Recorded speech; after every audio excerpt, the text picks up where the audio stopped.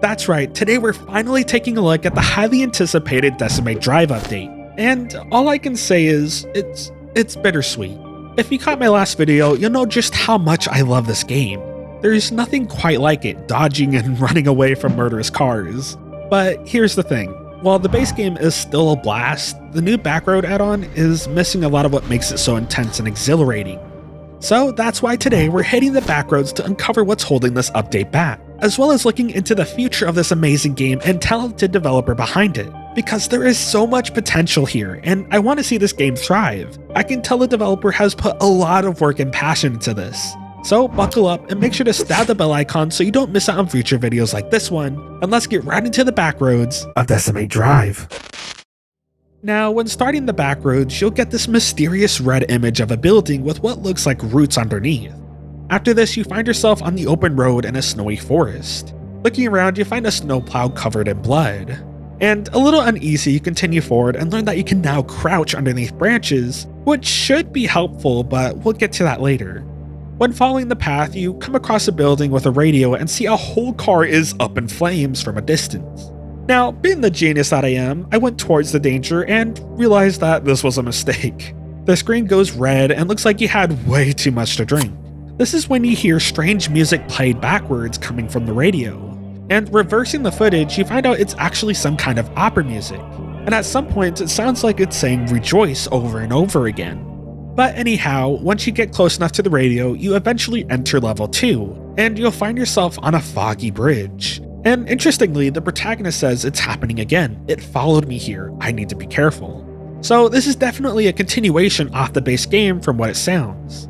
Now, as you walk along the bridge, you'll encounter your first murderous vehicle, that being the snowplow, probably the same one from the beginning.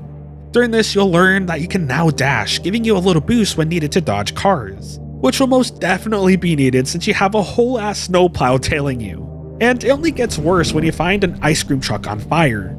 This again starts the radio and you have to make your way all the way back. And when entering level 3, you again find yourself in the forest, but with a little more to it. Before even getting yourself accustomed, you'll encounter your first new vehicle. It's a truck with a deer carcass on it, hanging off the side of the bed. And if you get too close to it, you'll get hit by this poor deer. And not only do you have to worry about that, but there's also a black car and another snowplow chasing you as you continue forward. Thankfully, there is a foundation left over from construction that you can use to avoid these killer cars. And once you gain your composure, you make your way towards another car on fire, and yet again go towards the radio making music. During this, you'll encounter a van chasing you as well. But once you get to the radio, you enter level 4. You're still in the forest, but it's very flat compared to the previous levels. But this might be my favorite level in this add-on. When walking along the path, you'll hear a car moving from behind you. Not a lot, just a little, and when looking hard enough, you'll realize there's a car far away that's full-on stalking you. It only moves when you start moving away, and it's so unnerving. Something else I noticed is that this classic car looks very similar to the one in a horror movie called Christine. But as you continue forward with this car following you from behind, you realize that you're on some kind of runway. And thinking nothing of it, I kept going, only to be completely blindsided when out of nowhere, a whole freaking plane comes barreling towards me with the intent to kill. Genuinely one of the most scariest things ever because it was so random. So much for Decimate Drive, now you have to deal with planes? Anyhow, as you're desperately dodging this plane, you find a semi-truck on fire, and like clockwork, the radio again starts playing music and you make your way to the radio. Of course, dodging a plane and a classic red car. Now, moving on to level 5, you'll have to cross a frozen lake, and have to stay clear of multiple vehicles, including the new semi-truck, a van, and of course the new plane. It doesn't take long to beat, with the ice making it harder for the vehicles to maneuver, and once you get to the radio, you enter the last level, where you'll have to get through this cornfield while staying clear of this very OP muscle car, and a whole combine harvester. If that's not terrifying, I don't know what is. Eventually, you come across this building on fire, which looks very similar to what we see at the beginning. Now, after this, you head towards the radio for the very last time and just barely make it out alive. You then get a flash of the same image from before and wake up at the hotel from the main game. You can also hear a cop car in the background, again insinuating the continuation from when you call the police. And that's the entirety of the Backroads update. As you can tell, it's very short, running around 15 to 20 minutes max, which isn't a huge problem, but a lot of it doesn't feel as suspenseful. I think a lot of that has to do with the visibility, because now you constantly know where the cars are at all times, with it set during the day. The main game takes place at night, and I know I've said that it was a bit too dark at times, but I would much rather have the Backroads take place at night instead of the middle of the day. It helps to bring a creepier atmosphere, and I think that would make the add-on more terrifying. Now, another huge problem I had with this update is the level design. With most of them, you are free to explore the whole map in its entirety, which is cool but doesn't complement the gameplay with the cars, especially when you can see the edges on the map and the unfinished parts of the environment. Because of this, it feels rushed and unfinished. I think with how the cars chase you, it works better in a smaller area, giving more for the player to see and explore, while also adding to the unknown of where the cars could be coming from. It also allows the cars to always be on you, with the player being trapped in the environment, if that makes sense. For example, level 5 has some huge potential to be a corn maze, where you have the muscle car chasing you and have the combine harvester making its own path through the maze. It would add a lot of depth to the level and just be very fun and chaotic, and of course, terrifying. Overall, I think out of all these levels, level 4 is by far the best in the add-on. Watching this classic red car slowly following you as you continue forward is so disturbing and eerie, and I love it. But it gets kind of ruined by the time of day because you can easily see everything. Nothing is really left for your imagination to take hold.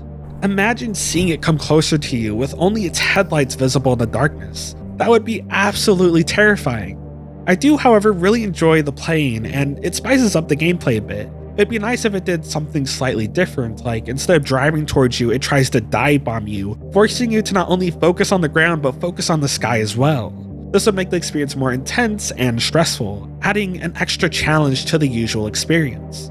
But again, the playing is a fun addition to the hectic gameplay.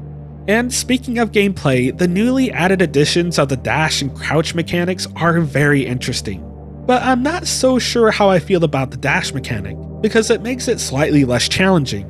Maybe instead of it allowing you to dash in whatever direction, no matter where you're looking, have it only dash in the direction you are looking. This would be a good balance of both worlds, forcing the player to know where the cars are at all times, but still allows some grace because you can dash quickly out of the way. I think by doing this, it allows the player to strategize more. Now, moving on to the crouch mechanic, I think has some potential, but it wasn't really utilized in the add-on. For most of the levels, it's better to keep running rather than crouch under a branch and have the vehicle circle around you. I think it would be interesting if the crouch mechanics were used in the base game to get to different sections of the map, forcing the murderous cars to go around and catch up to you.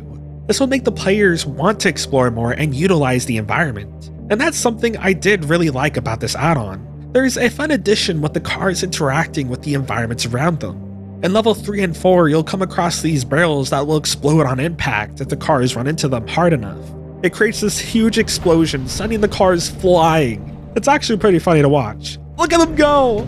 I like this player interaction with the environment because you can lead cars to these barrels to get an upper hand.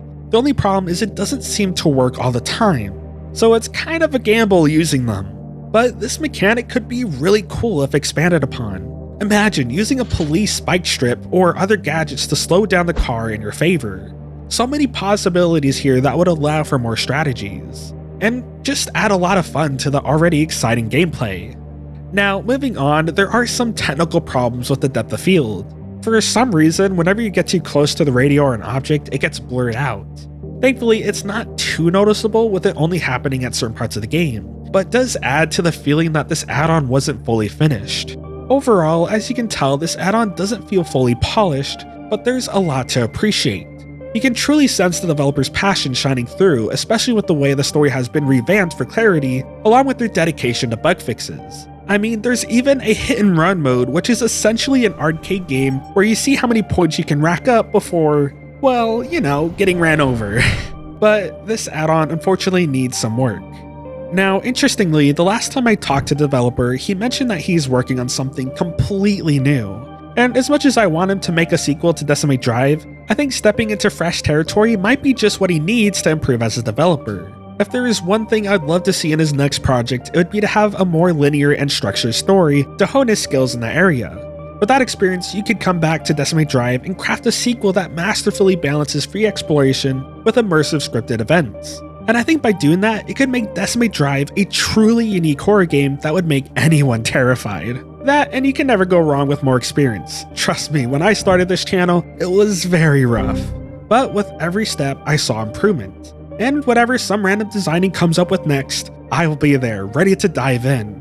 But with that said, if you enjoyed this video and want to support the channel, check out my Patreon where you can get tons of digital exclusives and early access to future videos. Or take a drive down memory lane into what Decimate Drive has to offer.